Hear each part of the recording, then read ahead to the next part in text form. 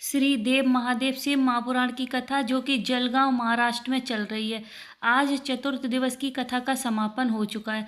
अगर आप किसी कारणवश कथा नहीं सुन पाए हो तो यहाँ पर आपको कथा की महत्वपूर्ण जानकारी और उपयोगी पत्र जानने को मिल जाएंगे।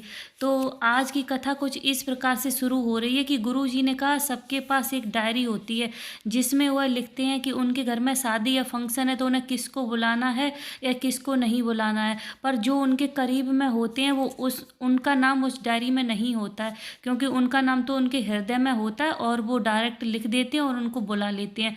उसी तरह से गुरुजी ने कहा सभी देवी देवताओं के पास भी एक एक डायरी होती है, लेकिन महादेव के पास कोई भी डायरी नहीं होती है। अगर कोई एक बार भी अगर श्री शिवाय नमस्तुभ्यम मंत्र बोलता है तो महादेव उसको अपने दिल में रखते हैं और फिर उससे और कुछ करने की ज़रूरत नहीं होती है। बाबा की कृपा उसे स्वतः ही प्राप्त होती रहती है।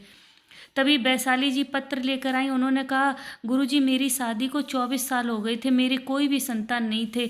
मेरे पति प्राइवेट कंपनी में जॉब करते थे। तभी मेरी सहेली ने कहा कि आस्था चैनल पर सियोर वाले की कथा आती है, चलो हम सुनते हैं, तुम भी सुना करो। फिर हमने आस्था चैनल पर कथा सुनी। बाबा की करुणा का क्या वर्णन करूँ कि 24 साल से मेरे घर में कोई संतान नहीं थी, पर बाबा ने मेरी झोली भर दी। 24 साल के बाद मेरे घर में पुत्र हुआ और हम सब बहुत खुश हैं। बाबा का धन्यवाद करने के लिए कथा पंडाल में आई थी।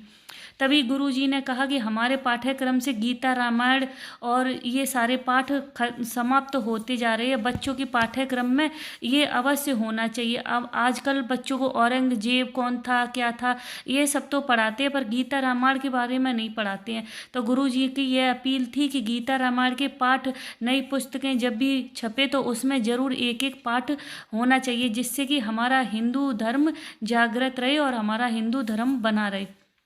तभी सोनाली जी पत्र लेकर आई।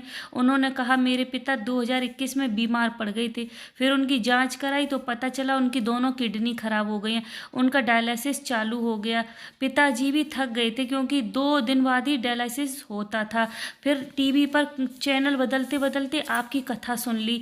तभी आप पीपल के पत्ते वाला उपाय बता रहे थे, वो उपाय किया और पशुपतिनाथ का व्रत भी किया। बाबा की करुणा का क्या वर्णन करूं कि बाबा की कृपा से उनका डायलिसिस भी बंद हो गया। अब वो पूरी तरह से स्वस्थ हैं और उनका डायलिसिस भी नहीं होता। बाबा की कृपा से वे बिल्कुल स्वस्थ हैं। तभी मुक्ता जी पत्र लेकर आई। कहा हम बाबा को धन्यवाद देते हैं कि जहाँ सारे डॉक्टरों ने मना कर दिया था कि तुम्हारे कभी भी औलाद नहीं होगी। हमारी शादी को 22 साल हो गए थे, मेरे कोई भी बच्चा नहीं था, कोई भी संतान नहीं थी। तभी हम सीहोर गए और आपके पशुपतिनाथ के जो आपने व्रत बताए हैं वो भी रखे। बाबा की ऐसी करुणा हुई कि बाबा ने 3 महीने में ही सुन ली। जो 22 साल से संतान नहीं थी, पर बाबा की ऐसी करुणा ही 3 महीने में ही बाबा ने हमें खुशखबरी दी और मैं माँ बनने वाली हुई और मेरे घर में पुत्र रत्न की प्राप्ति हुई। तो बाबा की करुणा का क्या वर्णन करूं। तो गुरुजी ने उनको व्यासपीठ पर भी बुलाया था, उनके बच्चे को भी बुलाया था, आशीर्वाद भी दिया था। तो ऐसे हैं बाबा भोलेनाथ। इसी के साथ आज की कथा विराम होती है और मिलते हैं कल नई कथा के साथ।